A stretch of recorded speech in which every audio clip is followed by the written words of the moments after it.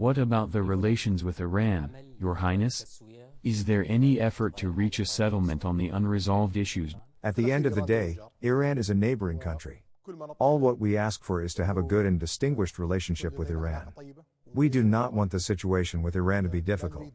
On the contrary, we want it to prosper and grow, as we have Saudi interests in Iran, and they have Iranian interests in Saudi Arabia, which is to drive prosperity and growth in the region and the entire world.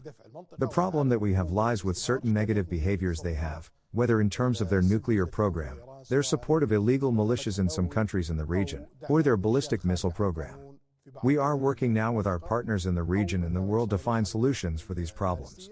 We really hope we would overcome them and build a good and positive relationship with Iran that would benefit all parties.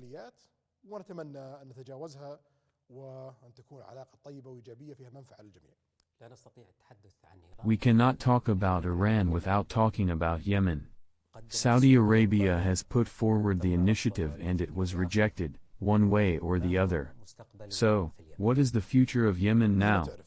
As you well know, this is not the first crisis that happens between Yemen and Saudi Arabia. There was one during the reign of King Abdulaziz, which was resolved. Then there was another one in the 1970s and 1980s, and it was resolved in the 1990s, which was followed by yet a third crisis in 2009. However, we were able to resolve it quickly before the last crisis happened, when the Houthis started expanding as of 2014 until they reached Sana'a at the beginning of 2015, when they turned against the legitimate government of Yemen. This is illegal in Yemen and in the eyes of the world. No country would accept to have militias at their borders, or an armed group that operates outside of the law at its borders. This is not acceptable, neither for Saudi Arabia nor for the countries of the region, and it's also unacceptable in Yemen. We have seen the repercussions of this on Yemen.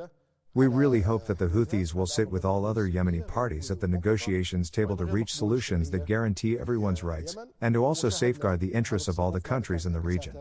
We still have our offer open to ceasefire and provide economic support and everything they need, as long as Houthis agree to a ceasefire and sitting on the negotiating table. Can the Houthis decide themselves, or would Tehran be the one to decide?